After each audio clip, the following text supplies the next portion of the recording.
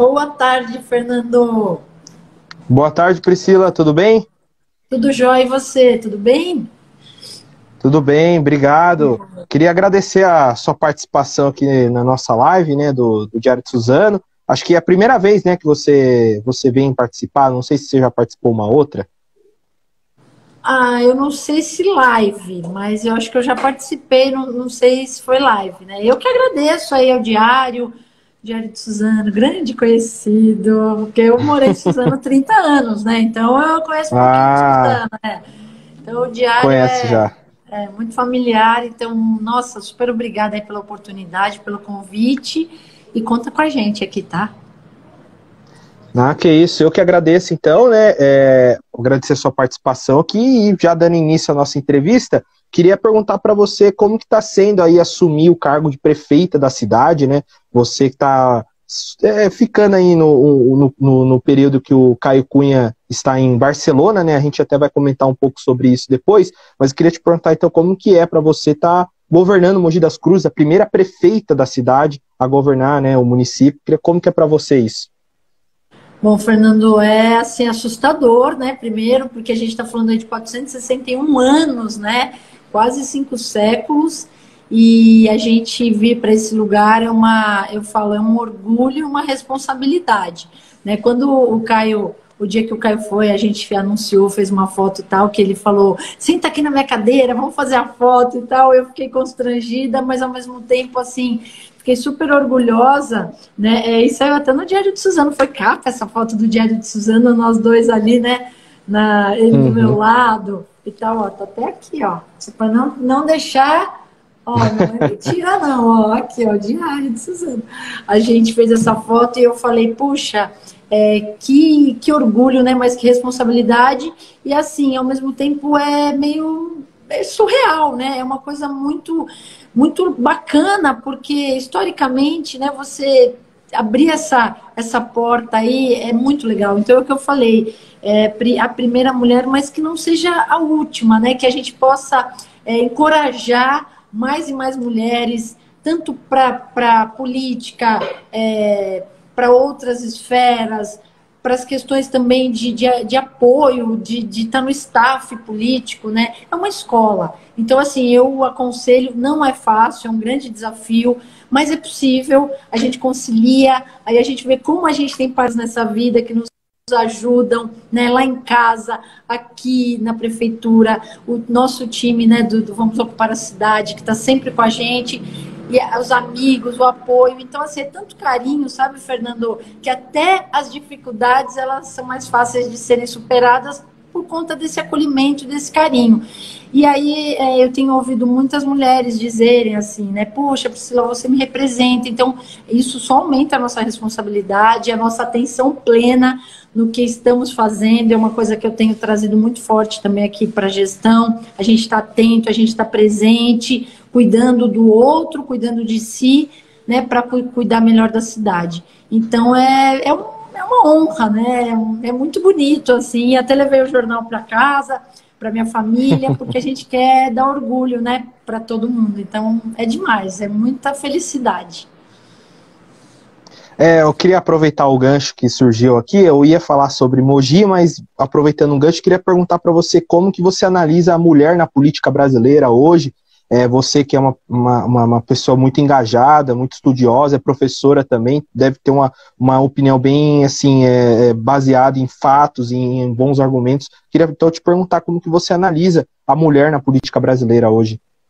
Legal. Fernando, primeiro assim, né, eu vejo que independente, enfim, é preciso que a gente destaque a competência, né? Então, pessoas competentes são bem-vindas. Eu, como sempre trabalhei com empregabilidade, por conta de estar 20 anos na área acadêmica, a gente vê que isso independe, né?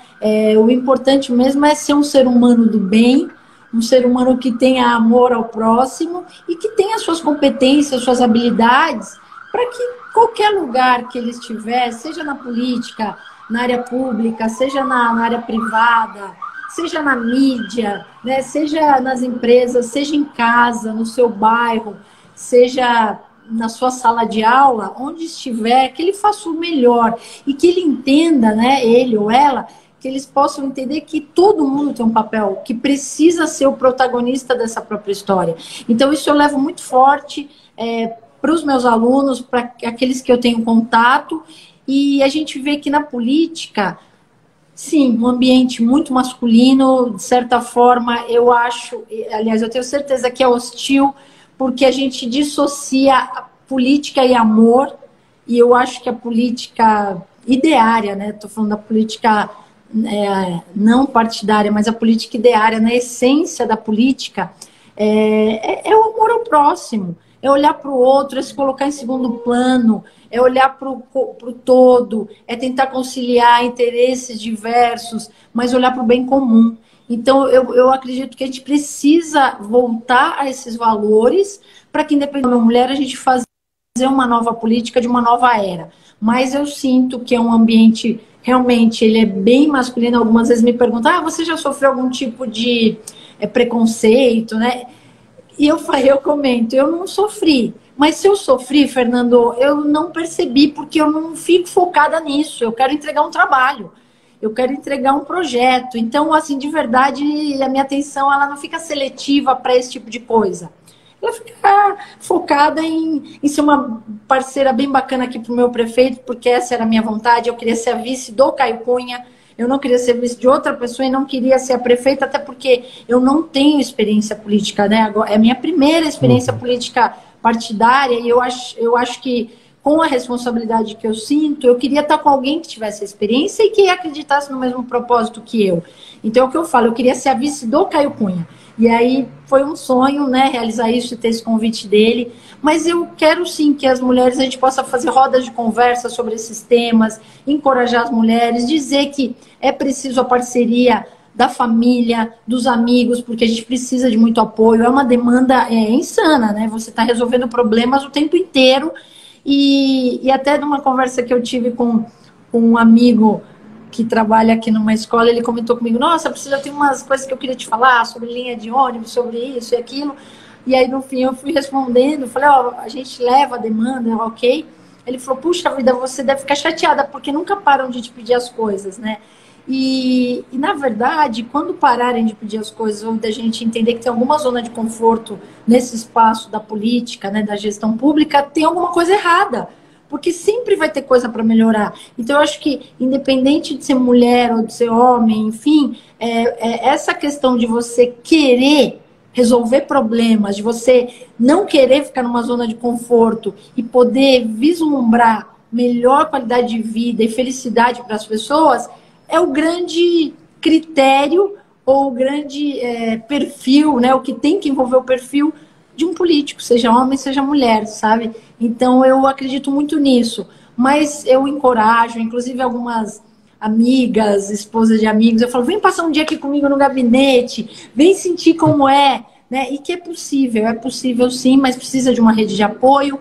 As mulheres também precisam se unir, né, para trocar ideias, experiências. A gente tem um grupo muito bacana que é do VOC Mulheres, que foram as mulheres que se candidataram à vereança, né, na eleição junto com a gente. Então ficou uma rede incrível que a gente se transformou em grandes amigas.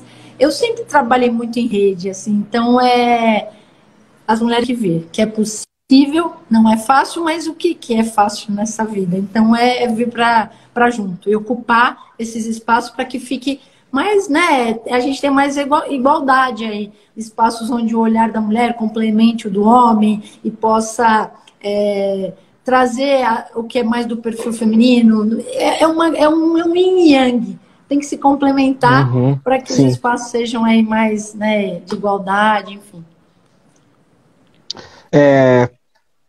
Nessa semana, um grande anúncio aí da Prefeitura de Mogi das Cruzes foi a questão da tarifa de ônibus, né, que foi congelada, e a pretensão também para 2022 é que seja mais barata do Alto Tietê, da região. Eu queria perguntar então para você, que está à frente da Prefeitura nessa semana, como que foi essa decisão, a tomada dessa decisão, a divulgação, o anúncio disso também, que repercutiu bastante, e também já enganchando a questão do fim da isenção do ISS para as empresas de transporte público, que acaba agora no dia 31 de dezembro, que não vai ser prorrogado pela atual administração, a do Caio Cunha e a sua. Como que você analisa esses dois pontos? Bom, vamos lá. Primeiro, assim, a gente está falando de um tema bastante sensível para a população, né, Fernando? A gente está falando de mobilidade, transporte público, então o quanto isso é importante para a nossa cidade, para as pessoas que vão trabalhar, estudar, enfim, precisam muito do transporte público. A ideia é a gente melhorar a qualidade desse transporte, então tem tudo a ver com esse plano aqui, né? Porque é uma demanda da cidade, puxa, melhora o trajeto, melhora o tempo, melhora a rota, né? E o que é muito legal, a gente tem, dentro disso eu queria abrir um parênteses, tem o Participa Mogi, que é uma reunião, um movimento de participação da cidade efetivamente no governo. Essa é uma bandeira do Caio, né, como vereador, e a gente trouxe aqui para o governo da cidade. Então, é o Participa Mogi, e a gente tem o Participa Mobilidade. Olha que incrível, as pessoas vão opinar nas rotas, nos desenhos de mobilidade das companhias, das empresas parceiras nossas, para melhorar a mobilidade e o transporte na cidade. Isso, assim, eu nunca tinha visto antes, né? Eu estou muito orgulhosa de participar disso, e isso faz parte de um grande pacote para essa questão da tarifa. Muitas vezes a gente coloca a tarifa de uma forma muito pontual, mas o que está por trás disso? Né? Por trás disso está esse redesenho, junto com a população, de quais são as melhores rotas, de tirar os ônibus do centro da cidade, que a gente já fez estudos, né? A Cris, nossa secretária de Transporte e Mobilidade, ela fez lá com a equipe dela estudos e mostrou que o ônibus fica muito tempo no centro da cidade. A gente tem em Mogi um centro histórico, peculiar, que não abarca toda essa quantidade. Então, assim, precisava desse redesenho e tirar esses ônibus do centro para que eles fossem direto para os bairros. Enfim, todo um estudo técnico, né, que está sendo feito junto com as empresas parceiras. Esse é um ponto. A outra questão que eu acho sensacional e a gente trouxe mesmo para o governo é que a gente vai abrir as informações quais são as variáveis que compõem uma tarifa de ônibus.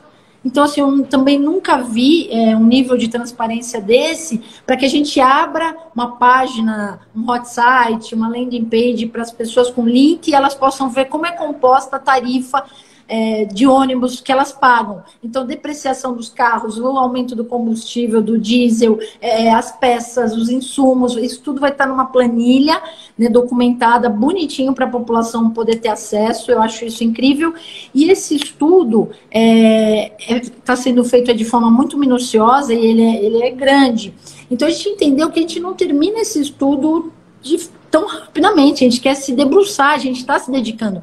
Então, esse ano não dá tempo. E, assim, esse ano, um ano quase que esse final de ano pós ou final de pandemia, um ano que as pessoas estão muito sensíveis financeiramente, tiveram perdas, a gente precisa pensar nisso também, né? Não é um momento para a gente ter algum tipo de aumento, aí seja o que for, economicamente falando. Então, a gente vai ter esse tempo para fazer os estudos, então o aumento, né, dependendo de como for o resultado de tudo isso, esse ano não vai acontecer.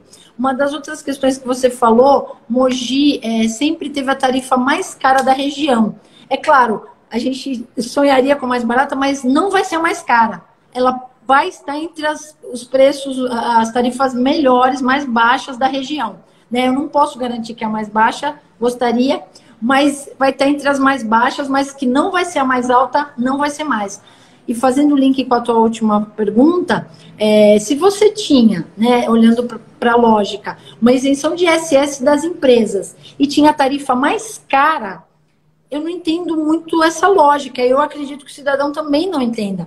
Então, assim, a gente vai ter uma tarifa aí que vai ser muito bem estudada. O ISS, a gente já, em acordo com as empresas, e elas super entenderam, também estão com a gente nessa parceria, vão contribuir com o ISS, porque também era a única cidade que não arrecadava o ISS.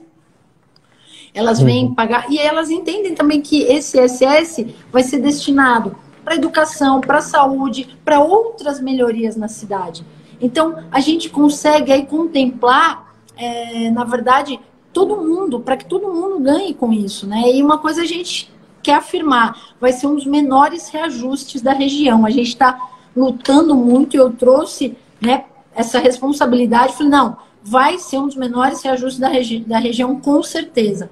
Então, é conciliar, né, o que eu falei no começo, né, a boa política de você conciliar os interesses, porque a empresa também tem o equilíbrio financeiro dela. A gente sabe que muitas coisas aumentaram, precisa pensar na condição desses motoristas, são pessoas, né? Na verdade, o passageiro, o motorista, todo mundo que usa desse transporte, todo mundo tem que ser levado em conta e transformar isso num equilíbrio importante. E quando a gente, às vezes, não consegue atender 100% o pleito de uma população, mas mostrar para ela por quê. E aí, quando a gente abre essa planilha, explica a composição da tarifa para que ela fale, puxa, eu sei o que eu estou pagando, sabe, Fernando? Eu acho que isso é fundamental. Então, resumidamente, é isso. Sim. Você falou que vai ter tem um canal para as pessoas, os moradores de Mogi, opinarem, dar uma opinião a respeito de quais linhas são importantes, mais ou menos isso? O Participa Mogi, ele tem, além de ter um portal, ele tem reuniões presenciais, Fernando. A gente está indo distrito por distrito, algumas vezes nos bairros, a gente fez 36 oficinas, fizemos mais ou menos 36 oficinas, porque Mogi tem 720 quilômetros quadrados, né? Então, nós temos uma big cidade, o segundo maior território do estado de São Paulo, e aí a gente tem as oficinas presenciais em que as pessoas no bairro delas ou na proximidade vão lá e tem um espaço de fala. Tem o site, tem um canal, acho que de WhatsApp, a gente tem vários canais a sugerir ali. E a pessoa, literalmente, ela pega o microfone na oficina, Fernando vai lá, coloca, tudo isso foi computado pelos participantes, né, pelas pessoas aqui da nossa Secretaria de Planejamento Estratégico, e está sendo alimentado para que essas novas, portal da Prefeitura, né, para que essas novas rotas sejam aí estudadas sim. No portal da Prefeitura tem lá o link para o Participa Mogi. Participa Mogi bairros, Participa Mogi temáticas, então por secretaria. A gente tem tudo isso. Muito legal. E está sendo levado em conta sim, tá? Não é só para falar que participou, não. É tudo computado, tem dados ali para a gente poder efetivar essa participação. Em ação, né? Bacana. Outro tema que eu queria falar sobre Mogi, Priscila, é a respeito do ISS da construção civil, né? Que gerou ali uma repercussão grande na cidade, né? Teve até mobilização de pessoas que foram aí na prefeitura. Eu queria te perguntar, então, como que tá as tratativas a respeito do ISS da construção civil? Parece que teve uma novidade, né? Pessoas carentes, assim, né, de vulnerabilidade social vão ter a isenção. E aí eu te pergunto se, até para você explicar para quem está acompanhando, se não há possibilidade, né, de não cobrar esse ISS, de fato, né? Não tem como não cobrar. Então vale até você explicar isso e também perguntar como que está as reuniões de bairros do ISS da construção civil, né, que está tendo também. Tá. Bom, na verdade, assim, aí eu vou seguir um pouco a fala do nosso prefeito, ele chama de herança maldita, esse ISS, né? É uma herança que a gente recebeu e só para ficar claro o cenário, o último ano obrigatório para essa cobrança ficou para 2021. Então, assim, a gente não tem saída de não cobrar. A gente herdou essa coisa terrível, mesmo que por nós, assim, é tudo que a gente não queria, né, cobrar uma coisa dessa, mas o que a gente está fazendo, Fernando? Várias frentes aí para minimizar essa herança, né? Primeira delas, a gente fez uma reanálise de toda a fotografia mesmo das ampliações das casas, né? Então, foram revistas muitas e muitas notificações das casas, então, coberturas em cima de muros, pequenas coberturas que não eram exatamente cômodos e tudo mais, tudo isso foi revisto. Só aí a gente já diminuiu o valor da dívida em metade, eram 100 milhões, foi para mais ou menos 50 milhões, né? 54 milhões, então a gente conseguiu reduzir isso. Aí o que a gente fez de estudo também? As pessoas de baixa renda, que têm até 2 salários mínimos, né, que recebem até 2 salários mínimos, a gente isentou, a gente conseguiu, porque tudo isso a gente precisa consultar Tribunal de Contas, Ministério Público, né? Não é um desejo da prefeitura, só que corre numa. renúncia fiscal, que é uma improbidade administrativa. A prefeitura é obrigada a cobrar. Então, a gente foi recorrer às autoridades jurídicas para que a gente pudesse minimizar para famílias, enfim, de baixa renda. A gente parcelou, a gente está fazendo revisão em todo mundo que entende que não está bem correto. Porque o que acontece? Vou pegar meu caso, tá? Como cidadã. Eu fiz um aumento na minha casa, acho que em 2017, eu ampliei uma garagem e tal. Eu paguei. Eu vim na prefeitura, regularizei, olha, eu aumentei, até porque a gente precisa estar em dia com as nossas documentações da residência, da escritura, para um dia eu querendo vender, eu tenho que estar regularizadinho. Então eu fiz um aumento, eu vim na prefeitura, ficou meio caro, eu parcelei até, mas eu quitei. Então tem algumas pessoas que já fizeram essa regularização, que sabem que isso é necessário, deixar tudo certinho, fizeram. Algumas a gente sabe, às vezes não tinham dinheiro, não tinha condição, né? Depois veio aí logo após pandemia. Então, tudo isso está sendo muito estudado, sabe? Fernando, uma filosofia que a gente tem muito forte aqui, eu, o Caio, a nossa equipe, é que não dá para passar um rodo e massificar. Cada caso é um caso. Cada família é uma família. Cada bairro tem a sua peculiaridade. Então, a gente tem feito um trabalho, assim, de formiguinha, porque são 460 mil habitantes, né? Mas de tratar um por um. E a gente tem recebido aqui e tem feito também uma itinerante, indo nos bairros, né? Nesse sábado, inclusive, eu já convido no SIC de Jundiapeba, das 9 às 16, a gente vai estar lá. A gente já foi para Piatã, já foi para Jundiapeba uma vez, é a segunda vez, foi para mais um bairro, para mais um distrito, um bairro, né? Mas a gente está indo esse sábado para Jundiapeba também para fazer essa itinerante, que é o quê? O ISS itinerante. Ele vai até o bairro, recebe os pedidos de revisão, que vão até dezembro, tá? Então, até dezembro a pessoa pode pedir a revisão, olha com carinho, um por um, a situação e tudo mais, para poder minimizar, né, se for o caso. E tem o parcelamento, tem um monte de outras possibilidades. O parcelamento é em até 72 vezes. Então, a gente está tratando, assim, com muito respeito e consideração, para que as pessoas regularizem, né, fomos para Botucatu e Sabaúna, já para Jundiapeba, e estamos voltando para Jundiapeba.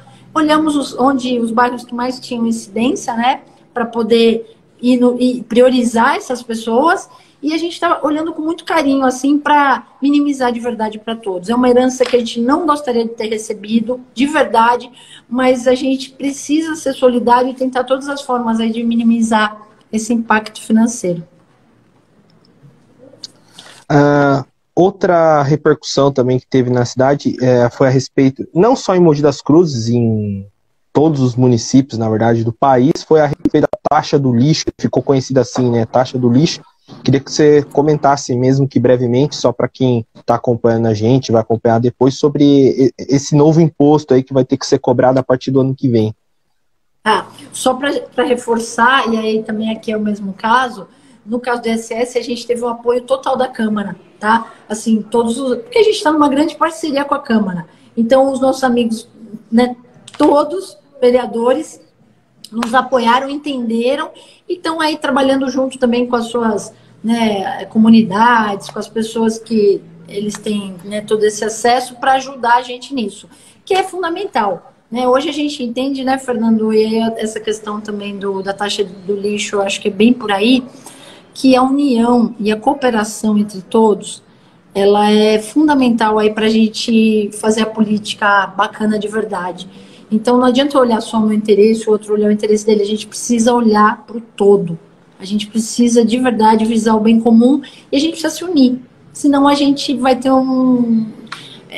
a gente não vai conseguir, e aí eu acho que a pandemia traz isso muito forte para a gente. Não adiantava eu estar vacinada e você não estar. Não adianta eu estar protegida de máscara e você não estar. É importante que todo mundo esteja bem. E essa é uma conscientização assim, que a gente está trazendo muito forte aqui.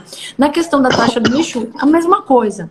É uma exigência federal, uma lei federal, não é nossa. Ela recai sobre o município, claro, porque quem faz essa questão do lixo é o município. Né? Também é uma outra questão. Vou trazer um pouco do olhar da Priscila cidadã, que eu nunca vou perder esse olhar, jamais, onde quer que eu esteja. Quando eu vejo, sabe, Fernando, que eu pago o imposto e ele tem a destinação correta, que a saúde melhora, a educação melhora, que ele é destinado, nesse caso, para a gente fazer a triagem, a seleção, a reciclagem do resíduo, seja sólido, orgânico, que a gente tem cooperativas sendo beneficiadas, porque a gente sabe que o país é um dos maiores recicladores do mundo por conta da questão da sustentabilidade econômica, social e ambiental. Não é porque a gente acha que é bonito reciclar, mas as pessoas vivem do dinheiro da reciclagem, vivem da renda da reciclagem, e aí por isso que a gente tem índices de reciclagem altíssimos. Se a gente sabe que essa taxa ela é destinada para beneficiar esse ecossistema, eu acho que minimiza. E, de novo, abrir isso para a população. Inclusive, em audiências públicas, para que as pessoas opinem como que ela gostaria que fosse destinada essa taxa. Como que ela poderia observar se aquilo, uma prestação de contas bacana, transparente, se aquela taxa está indo realmente para o que ela se propõe ou que ela sugeriu. Eu acho que a forma de ver as coisas precisa ser mudada. E a gente precisa criar essa nova cultura, né? Mas precisa estabelecer um elo de confiança com a população. Então, quando você explica o que é direitinho, de verdade, de forma acessível, que a pessoa entenda o teu linguajar, não seja aquele linguajar que é para a pessoa achar que entendeu, fingir que entendeu, ou você afastar as pessoas de você. Não. E se não entendeu, explica. Eu sou professora, então eu gosto disso, né? Até entender e depois prestar conta daquilo. De forma transparente, mostrar que aquilo está sendo destinado. Hoje a população, nós somos uma população, a gente sabe se está tendo melhoria, se não está tendo melhoria, e por que não? E por que sim? Então é ser muito transparente e restabelecer uma relação de confiança. Sei que não é fácil, a gente tem um histórico político no país complexo, mas a gente veio para isso. Esse é o projeto do nosso grupo, é restabelecer uma relação de confiança de verdade, e a verdade, se ela não for verdade, ela não se sustenta, cai. Então, assim, a gente tem que ter uma relação de confiança e de verdade e fazer o que a população quer, e eu sou população. Eu sou professora, eu sou mãe, eu sou esposa, eu sou filha, né? Eu tenho 37 anos de carteira assinada, cara, eu sei o que é trabalhar, ralar, e não ver a tua grana sendo destinada para o que foi prometido, o que foi combinado. E aí eu cansei de reclamar e falei, vamos lá, vamos ver se não é possível fazer mesmo. E aí eu tô aqui. Então, assim, quando a gente fala isso em público, a gente está meio que fazendo um contrato de confiança com a população. E é isso que a gente está fazendo aqui, sabe? E se não for isso, eu não tenho mais que estar nesse lugar, se eu não fizer isso acontecer. Então, eu acho que é a verdade, né, Fernando? A verdade sempre prevalece. Eu queria falar um pouquinho agora sobre a pandemia, Priscila.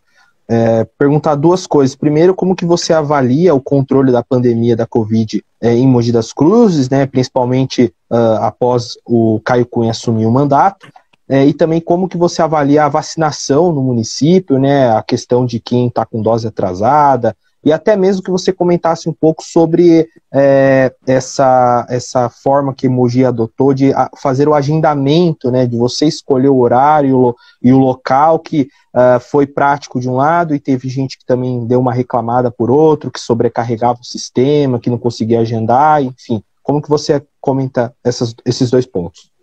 Olha, Fernando, eu vou abrir meu coração, tá? Assumir uma cidade com uma pandemia, eu acho que é para os fortes. Olha, não foi brincadeira, assim, é uma coisa inédita, né? Terrível, inédita, uma coisa triste demais. Eu, de verdade, nunca pensei que ia viver isso, quanto mais viver isso na gestão de uma cidade, né? Eu e o Caio, a gente fala muito sobre isso, a gente faz muita reflexão juntos.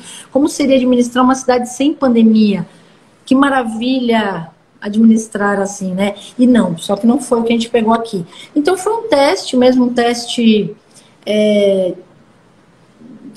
né, que a gente teve que abraçar e falar, vamos para cima, vamos juntos, literalmente. E aí o nosso grande desafio era primeiro equilibrar as questões, né, da própria saúde como prioridade total. Então a gente precisava sobreviver, todos nós. A gente precisava pensar na saúde das pessoas, pensar nos leitos, a gente como hospital de referência aqui na região, né, e você, Suzano, a gente atendeu Guararema, a gente atendeu Itaquapoá, e super, era o momento de estar unido, mas de fazer esse balanço desses leitos, e cada vez mais aumentava leito, e aumentava oxigênio, e aumentava uma loucura. Então, essa gestão foi bem difícil, desafiadora, mas a gente acredita que fez uma gestão bacana, né, em relação a isso, porque a nossa preocupação muito grande era quando 126% de leitos de UTI, 130% de leitos de enfermaria, você não tinha mais onde colocar as pessoas e tal, era o nosso medo muito grande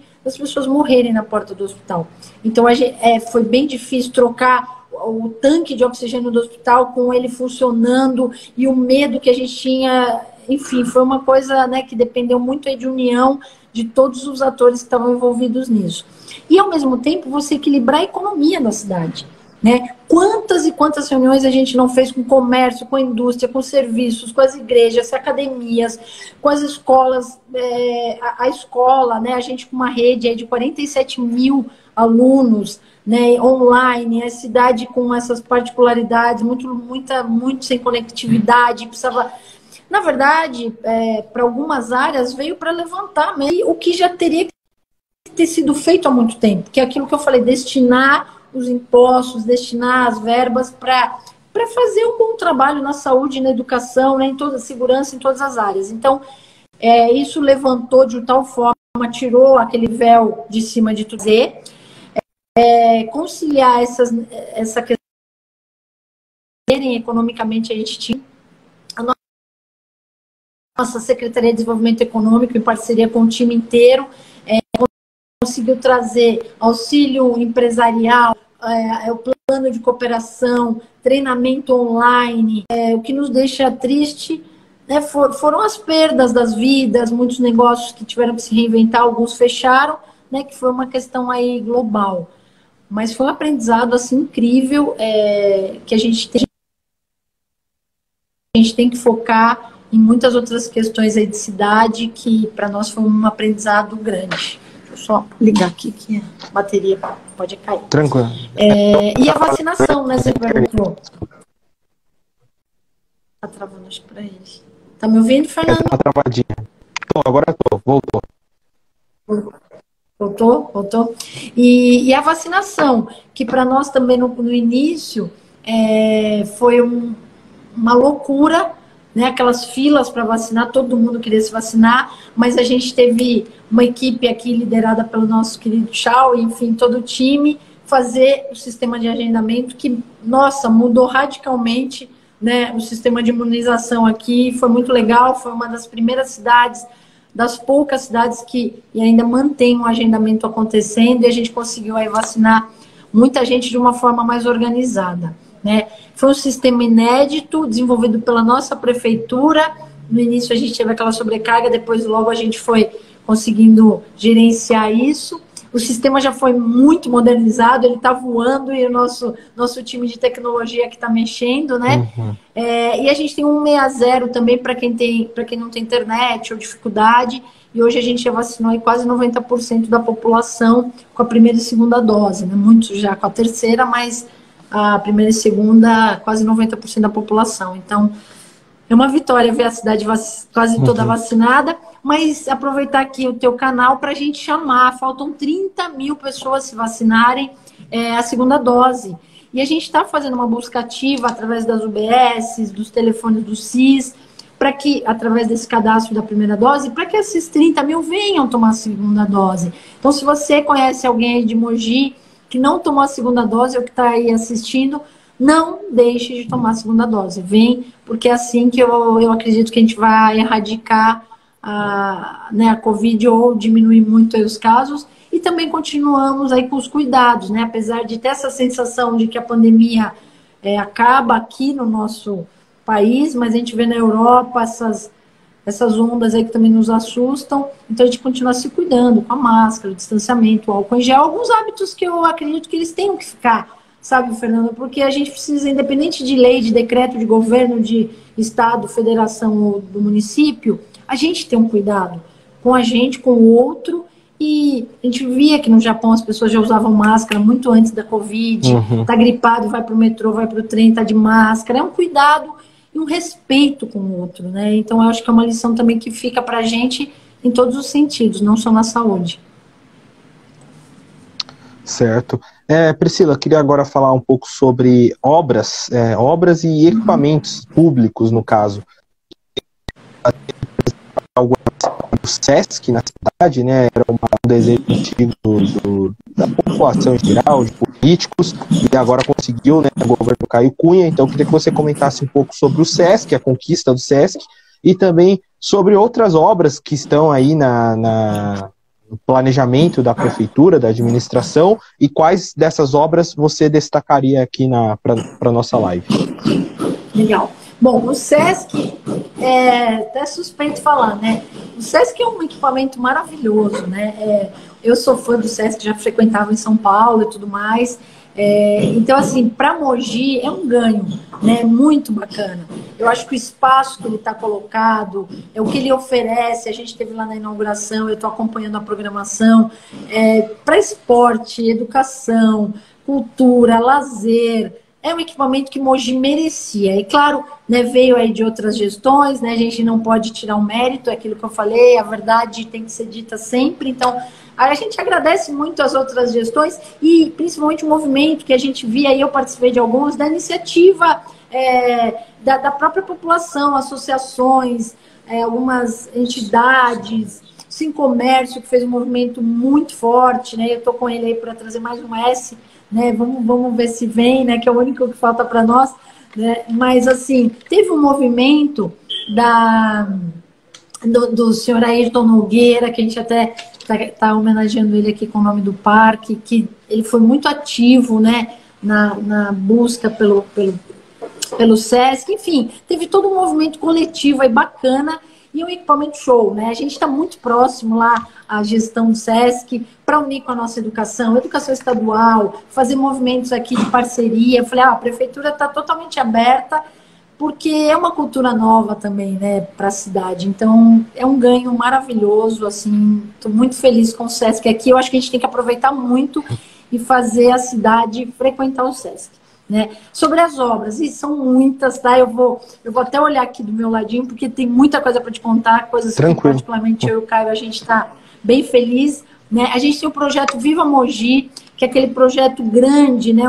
São várias ações que trabalham em mobilidade urbana, saneamento, preservação ambiental, e que vão desenvolver muito aquela região leste, que é ali para César de Souza, né, aquele trecho ali que está se desenvolvendo, mas que precisa ser de forma sustentável, bem importante isso, para que também a gente não cause um caos na cidade. Então, a gente está revendo esse projeto, né, que também já vinha de outra gestão, e que a gente está ajustando para que ele fique aí bem bacana e envolva tudo isso.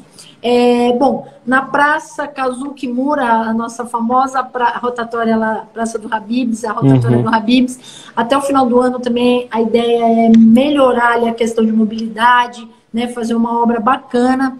Está todo mundo animado com isso. Nós temos também a maternidade lá de Brás Cubas, né, que é uma conquista, a cidade precisa dessa maternidade.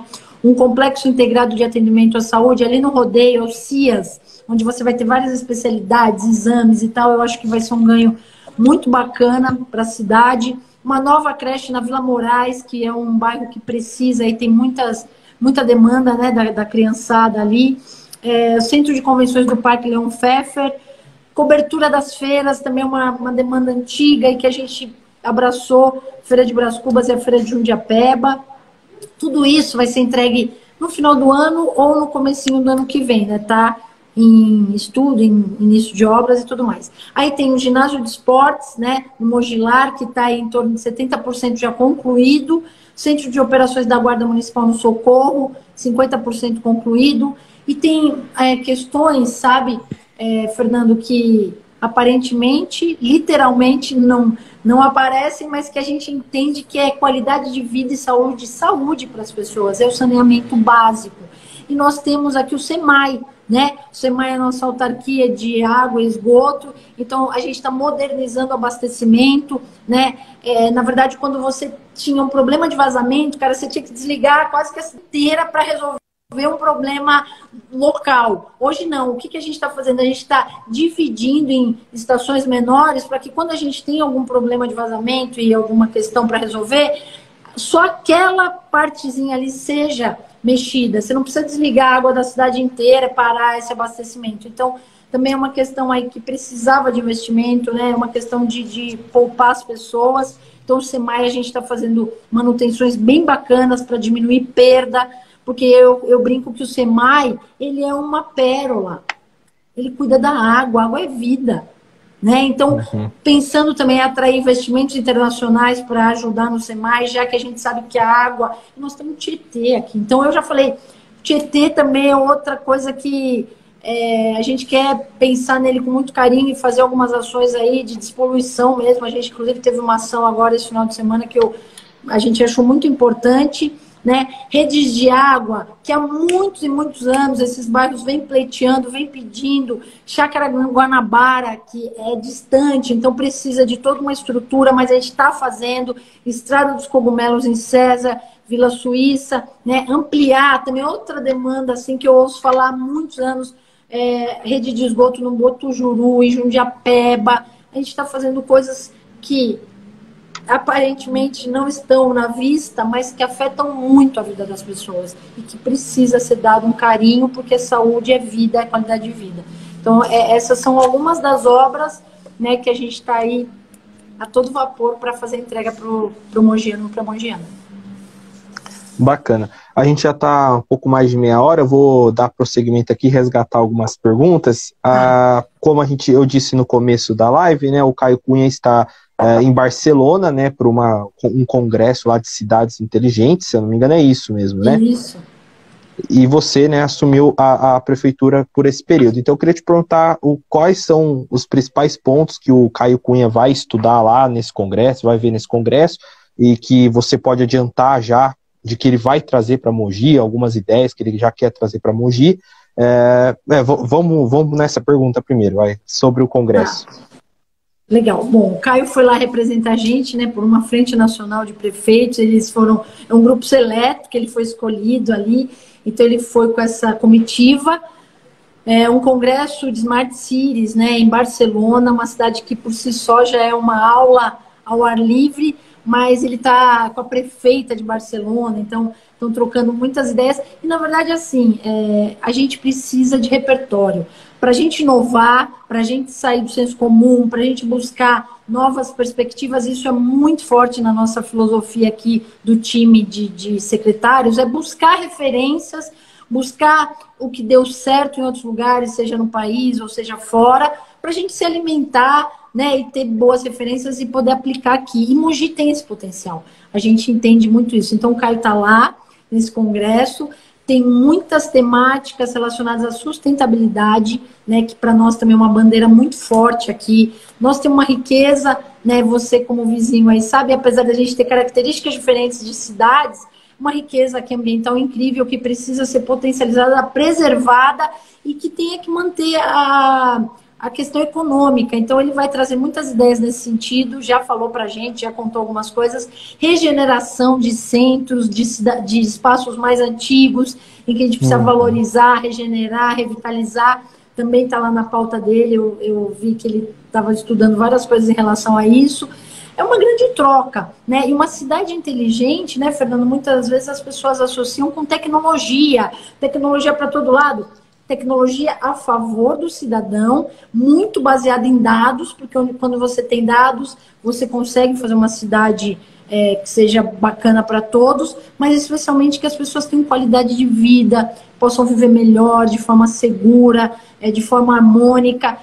Principalmente quando a gente fala de meio ambiente, a gente tem isso aqui muito forte. Então ele vai trazer muita ideia aí para aplicar. Eu acredito que ele deve fazer uma live, ou vai ser muita matéria, contando aí, inclusive para os nossos vizinhos aí, porque eu penso muito que a gente precisa trabalhar em conjunto com a região. Tudo que a gente tiver de bacana aqui, Suzano aí, Poá, Itaquá, enfim, a gente precisa trocar, precisa trabalhar em bloco, né? Porque aí todas as cidades ganham e a gente beneficia as pessoas da nossa região e potencializa a nossa região, que é muito rica, que é muito maravilhosa, né? Eu vivi 30 anos aí, conheço todo o nosso Alto Tietê. A gente tem que trabalhar mais unidos, mais cooperados, em conjunto, aproveitar muito com o Condemate e fazer essas trocas aí de experiências. Então vai ser bem legal a volta dele, assim, eu estou ansiosa para saber. Bacana. Para a gente finalizar, Priscila, eu queria perguntar um pouco sobre as eleições ano que vem, né? Eleições gerais, deputados federais, estaduais, senadores, governador e também presidente da República. Eu queria te perguntar, seu nome, né, tem surgido em alguns pontos a respeito de uma possível candidatura a deputado estadual. Eu queria te perguntar se isso é possível, se você já chegou a cogitar ou cogita isso ainda. E como você também analisa as eleições gerais o ano que vem, tanto para deputados que representam o Alto Tietê, quanto também para aqueles que estão em Brasília, presidentes, senadores e deputados federais.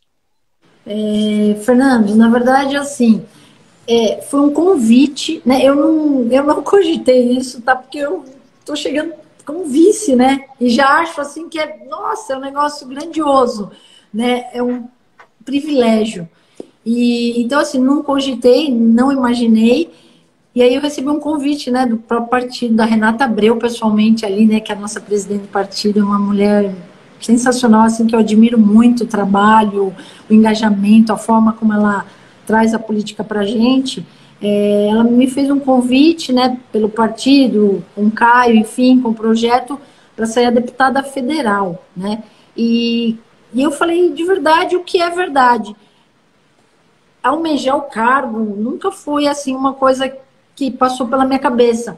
Mas eu vejo, sabe, Fernando, que pessoas bem intencionadas, pessoas bacanas, que querem realmente fazer alguma coisa pelo nosso país, elas precisam vir para esses espaços, né?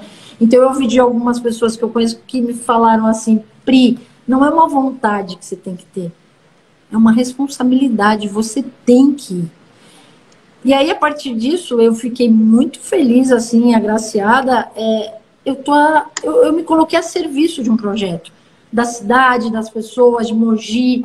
Então, eu estou a serviço, eu estou à disposição. Se entenderem que eu posso contribuir, que essa forma de eu ver o amor e a política juntos faz sentido nesses espaços, eu estou aí. Né? Senão eu também estou muito feliz aqui nesse papel de vice, né, de que eu brinco, né, essa promoção que eu recebi. Co-prefeita. Eu estou muito feliz também aqui. Então, para mim, onde eu vou ser mais útil, sabe, Fernando? E onde eu for mais útil, eu estou à disposição. Então, se eu te falar, eu estou aí a serviço disso. Mas você não descarta, então, essa possibilidade. Quero entregar muita coisa aqui. Então, se o projeto, né, nós temos um grupo, temos um projeto de cidade, um projeto de país.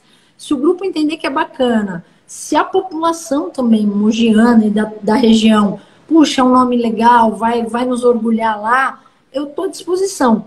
Mas, assim, estou aí a serviço e, né, para o que for melhor para todos. Se for pensando em mim, não, eu vou me colocar à disposição, né? Eu tenho minha família, minha filha, tal, mas a gente está aí por um projeto. Então, eu vejo o cenário precisando de gente boa, às vezes precisando de gente que venha de outras áreas e tem um olhar diferente para a política, precisando renovar muitos espaços, né? A gente precisa sair de algumas formas de atuar na política. Eu vejo que a inovação ela precisa entrar na política. Eu que venho de um ecossistema de inovação, empreendedorismo, precisa entrar, né, na política. Tenho tido umas experiências bem bacanas aqui com os atores que envolvem a nossa política em termos de inovação e as pessoas ficam surpresas e felizes com a contribuição que a gente tem feito nesse sentido, né, mas ainda é muito cedo para bater o martelo em relação a essa minha candidatura, né. A gente está dialogando bastante, vendo se isso faz sentido para todos aqui também, então é cedo, mas eu vejo que as pessoas precisam se aproximar mais sim da política, pessoas boas, pessoas do bem, pessoas comuns precisam vir para cá. Mulheres Bacana. E os homens também. E a respeito das eleições como presidente, deputado federal em geral, que representou o Alto Tietê, como que você vê a importância dessas eleições e da conscientização do voto para esses candidatos? Aquilo que eu falei, eu acho que nós temos bons representantes, né? A gente tem espaço para mais? Muito mais. Eu acho que o importante é a gente trazer para a política também, quando a gente conversa com as pessoas, é que elas estudem os seus candidatos. Olhem o histórico, olhem as suas propostas, olhem o que já foi feito, olhem o que quem viveu ali, dependendo da cidade em que ele veio, da região, o que ele fez por aquelas pessoas, né? A gente precisa sair um pouco dessa superfície, se aprofundar um pouco mais nesses estudos, para que o nosso voto ele tenha, acho que, um peso aí e também por parte da população que a gente cobre mais desses nossos representantes. Então, é preciso que a gente mude um pouco, e eu vejo que a pandemia ela traz uma transformação e uma transição planetária no sentido de a gente olhar para a política de uma forma boa, diferente, e que se tem algum representante ali ou alguma coisa acontecendo por conta do meu representante, eu também tenho essa culpa. Eu não posso jogar a culpa no terceiro e, não, eu preciso escolher melhor, eu preciso ser mais seletivo, eu preciso ter mais profundidade, eu preciso olhar mais para o todo e menos para um grupo, ou o meu interesse, ele tem que estar muito conjugado com o interesse comum. Então a gente precisa elevar o nível também, né, da análise, da crítica em relação ao nosso voto. E aí aproveitar nesse momento de mudança, é uma reeducação, e também os políticos transformarem a política num lugar bacana, porque às vezes é tanto politiquês, às vezes é tanto blá blá blá, que a pessoa se afasta, ela não entende, não é acessível, ela não gosta, fica chato, precisa ser legal também, precisa ser interessante, precisa fazer sentido para ela, e aí as pessoas se aproximam. Agora, muitas vezes propositalmente é feito de uma forma para afastar as pessoas, e as pessoas não querem participar disso porque não faz sentido, além do descrédito que a gente entende que existe. Então, a gente também que está nesse lugar precisa fazer isso ficar atrativo. Nesse sentido, eu queria muito falar que o Caio, né, não é porque eu estou com ele aqui na prefeitura, mas ele tem um trabalho incrível de traduzir essa política na participação, no engajamento, no trabalho em grupo, em como um jovem de 18 anos pode participar disso tudo e se sentir protagonista, falar, caramba, eu faço parte dessa mudança, eu faço parte do meu país, né? Tanto é que foi assim que ele se conheceu na universidade, ele indo lá dar uma palestra e aí tudo aconteceu. É isso, a gente precisa aproximar as pessoas e transformar isso num ambiente bacana. Não é de todo mal, não, é importante a participação. Isso começa na escola dos pequenos ali, né? Uhum. Então, eu acho que é nosso papel e da população aí juntos transformar esse momento. E é uma oportunidade de transformação. Bacana. Bom, Priscila, a gente chegou aí já no fim da nossa entrevista. Queria que você desse uma saudação final para quem acompanhou a gente ou que vai acompanhar depois. Tá. Fernando, assim, primeiro agradecer você por esse espaço, né? A gente poder se mostrar, se fazer conhecer, trocar ideias, é muito, muito bacana. A gente está muito aberto também aos feedbacks, então, assim, o que estão achando da gestão? Ou, às vezes, o tempo, ele não é o tempo que a gente gostaria, né? A gente tem modificado aqui alguns processos, agilizado, colocado mais tecnologia, gestão de pessoas e tal, para fazer as coisas acontecerem de forma mais rápida. Então, é legal avaliar o que as pessoas pensam da gente e, de verdade, críticas construtivas são muito bem-vindas. A gente quer crescer, a gente quer melhorar, a gente está em construção, né, enquanto ser humano, enquanto um governo. Então, mandem as ideias, sugestões, as críticas, né, que a gente está muito aberto a isso, a gente constrói um governo juntos. Então, agradecer o carinho das pessoas, que essa semana, né, de prefeita foi bastante carinhoso. Mas que também se precisarmos melhorar, a gente está aberto a isso, e que as pessoas participem mais, ouçam mais, quando ouvirem alguma polêmica ou alguma questão, se aprofundem, busquem mais fontes, né? Não repassa coisa que muitas vezes é mentira, é fake news, você não tem o domínio daquela informação e já repassa, ou já toma um partido. Não, se afunda, olha, estuda melhor, busca outra fonte, pega outro lado. Toda a história tem 3 verdades, a minha, a sua e a verdade, né? Tem 3 lados, a minha, a sua e a verdade. Então busca esses 3 lados, procura ouvir todo mundo, ter uma análise crítica, porque isso também ajuda a construir um país melhor em termos de senso crítico, politicamente falando. Quando um político ele é questionado por pessoas que sabem ali onde estão buscando a informação, né? Ele também vai mudar, ele vai elevando também essa questão, né, de discurso e de ação, porque eu acho que o discurso tem que estar muito aliado hoje à ação. Então é isso, eu acho que melhorar a política do nosso país, ela depende de todos nós, não só dos políticos, mas de todo cidadão que está participando ali e está de verdade querendo uma nação melhor. E a gente tem tudo, Fernando, para ser uma grande nação, competitiva, nós somos solidários, somos criativos, a gente consegue fazer coisas incríveis, mas a gente precisa se unir e olhar para o todo, e não só para si, não só para o seu grupo, mas olhar para todos. É isso. Obrigada pela oportunidade aí, dá um beijão na turma do Diário, um beijão para você, fiquem com Deus e o que precisar aqui de Mogi, conta com a gente. E o Caio mandou um abraço também. Eu vi que ele entrou aqui, né? O Diário de Suzano, eu falei Diário de Suzano. E Suzano inteiro aí, manda um beijo. Tem muitos amigos aí, adoro a cidade. Tá joia. Beleza, Priscila. Agradecer então a sua participação aqui no nosso programa, mesmo que virtual, né? A gente tá. Eu sei que você tem seus compromissos, então a internet acaba facilitando um pouco nesse sentido. Então, agradecer a sua participação aqui. Desejar uma boa sorte nesse período todo que você está como prefeita e também depois, quando o Caio já voltar, que vocês tenham aí uma fim de mandato aí, mais 3 anos de grandes conquistas, beleza? Muito obrigado, então, e até uma próxima vez aí. Presencial, se der. Sim, vou com o maior prazer e você também. Vem tomar um café aqui com a gente, tá bom? Um abração para todos aí, um beijão. Abraço.